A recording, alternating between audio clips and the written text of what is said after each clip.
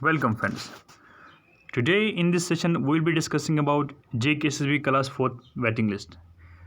आज के इस लिस्ट वीडियो में हम मेंशन करेंगे JKSSB क्लास 4 के वेटिंग लिस्ट के बारे में। जी हाँ दोस्तों, कि कितने कैंडिडेट्स का वेटिंग लिस्ट हो सकता है, मतलब कि जो सेकंड लिस्ट आएगा, क्योंकि ये जो अभी जो लिस्ट बन रहा है डीवी के बाद ये आधा अधूरा बनेगा, क्योंकि इसमें बहुत सारे गेप्स एंड वाइड्स होंगे। बहुत सारे कैंडिडेट्स जो है वो अभी एब्सेंट हो रहे हैं। आप लोगों ने देखा एक जनरल स्टेटमेंट है हमें JKSSB की तरफ से पता चली है कि since day first of JKSSB class 4 डी 5 to 6 candidates are absent in ये शिफ्ट। हर शिफ्ट में 5 से 6 कैंडिडेट्स मिसिंग होते हैं, और हम यही 5 से 6 मान के चलेंगे एवरेज हर शिफ्ट में, तो कितने कैंडिडेट्स वो नहीं बुला सकते। तो 5 to 6 अगर हम एब्सेंट यही मान के चलेंगे तो ये 12 to 13% के आसपास होते हैं टोटल नंबर ऑफ़ वैकेंसी। सो आप उम्मीद कर सकते हो 1100 से 1200, ठीक है, 1100 से 1200 वैकेंसीज, यानी कि 1000+ वैकेंसीज आप यहाँ से एक्सपेक्ट कर सकते हो। 1000+ वैकेंसीज यहाँ पे आप एक्सपेक्ट कर सकते हो सेकंड लिस्ट में। लेकिन यहाँ पे और एक मसला भी है, अभी चल रहा है। आप सबको पता है कि जो एफिडेविट का जो मसला है, एफिडेविट का मसला जो है वो अभी पेंडिंग है केट के सामने, और बहुत से ग्रेजुएट्स यही समझ के आ रहे हैं शायद एफिडेविट में हमें कुछ वहाँ रिलैक्सेशन मिलेगी, हमसे एफिडेविट नहीं मांगा जाएगा। तो उसी के बलबूते कुछ ग्रेजुएट्स क्या कर रहे हैं, वो डीवी में आ रहा है। वो सबको पता है, आपने यूट्यूब में काफ़ी वीडियोस में सुना होगा कि मैक्सिमम नंबर ऑफ़ ग्रेजुएट्स आजकल अपीयर हो रहे हैं। तो ये ग्रेजुएट्स अपीयर हो रहे हैं कि हमें शायद बाद में कुछ रिलैक्सेशन मिले एफिडेविट केस चालू होने के बाद, पूरा जजमेंट आने के बाद। तो अब फिलहाल कुछ लोग फेक एफिडेविट लेके आ रहे हैं, कुछ लोग पता नहीं क्या कुछ एफिडेविट में लिख रहे हैं, लेकिन मैक्सिमम लोग जो है वो फेक एफिडेविट में लेके आ रहे हैं। उनको शायद ये जानते हैं कि बाद में एफिडेविट का मसला ख़त्म हो जाएगा, और हमने जो एफिडेविट अभी दिया है तो उसका कोई सेंस नहीं बनता है। एक हो गया 5 से 6 कैंडिडेट्स जो हर इसमें मिसिंग है हर लिस्ट में, और दूसरे जो होते हैं ग्रेजुएट्स जो अभी अपीयर हो रहे हैं वो अभी भी लिस्ट में आ सकते हैं। ये कितने ग्रेजुएट्स हो सकते हैं, मतलब हर शिफ्ट में अगर 10 ग्रेजुएट्स में आएंगे तो वो बहुत बड़ा लिस्ट बनता है। अब क्या होगा इनके साथ, और क्या इससे भी ज़्यादा, यानी कि 5 से 6 कैंडिडेट्स मिसिंग है, एब्सेंट है, उसके छोड़िए ग्रेजुएट्स को भी मिलाएंगे, तो अगर इनको भी बाहर निकाला जाएगा तो बहुत ही बड़ा एक वेटिंग लिस्ट बन सकता है।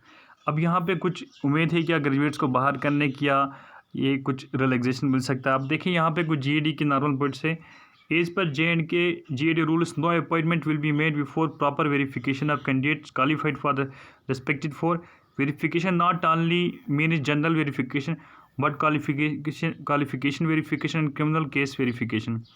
तो एक जो होते हैं, एक होती है फ्रेस्किंग ऑफ डॉक्यूमेंट्स, जो अभी आपके पास जो डॉक्यूमेंट्स हम दे रहे हैं वेरिफिकेशन में जा रहे हैं, वो होती है एक जनरल वेरिफिकेशन, ठीक है।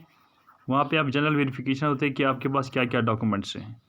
आपके पास मान लो आप 10th का मार्क्स कार्ड लेके जा रहे हो कहीं पे, तो आपको देखते हैं हाँ इसके पास है, लेकिन बोर्ड अभी ये डिसाइड नहीं कर सकते ये मार्क्स कार्ड इसके पास है, 10th का मार्क्स कार्ड ये जेन्युइन मार्क्स कार्ड है, या 12th के जो मार्क्स कार्ड है ये जेन्युइन है, असली है, या नकली बना के लाए कहीं से। तो अभी एक जनरल वेरिफिकेशन है। जनरल वेरिफिकेशन यानी कि फर्स्ट गो में जो वेरिफिकेशन होती है, फर्स्ट गो में क्या होते हैं, आप जो डॉक्यूमेंट्स दोगे, जो सबमिट करोगे, वो आपके डॉक्यूमेंट सारे एक्सेप्ट हो रहे हैं, ठीक है। अभी उसके बाद हो जाएगी प्रॉपर वेरिफिकेशन।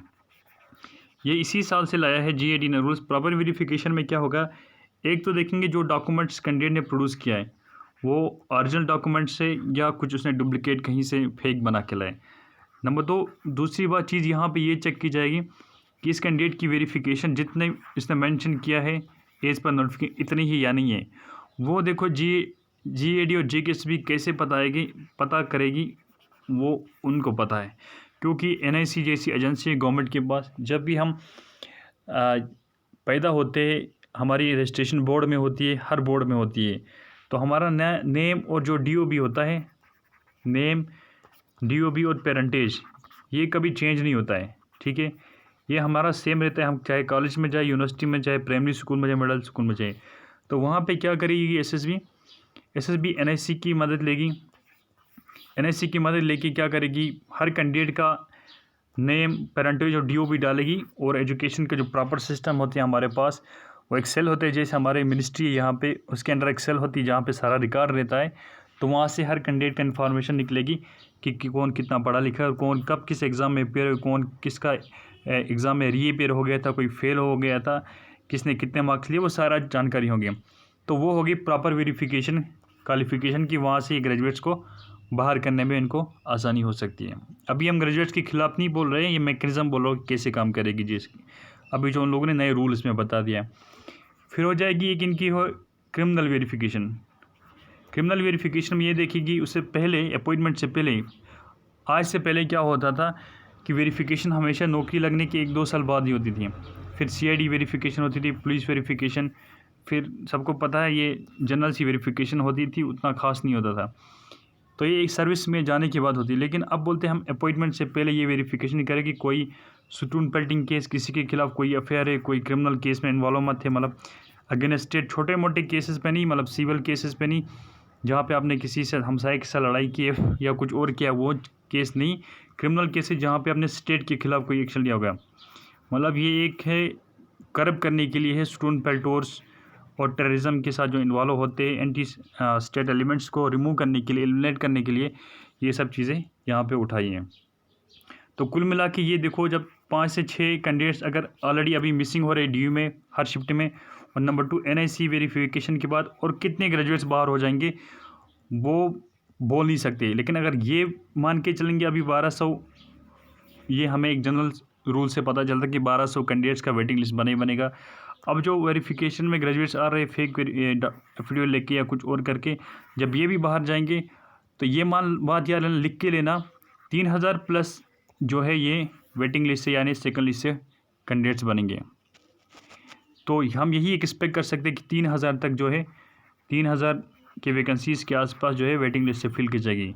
और यहाँ पे मैं एक इम्पॉर्टेंट अपडेट देना चाहूँगा आपको साथ, PWD का जो लिस्ट है वो एंडिंग अगस्त में आने वाला है। तो उम्मीद है आपको छोटा सा सेशन अच्छा लगा होगा। अच्छा लगे तो वीडियो को शेयर कीजिए, चैनल को सब्सक्राइब करना ना भूलें। धन्यवाद।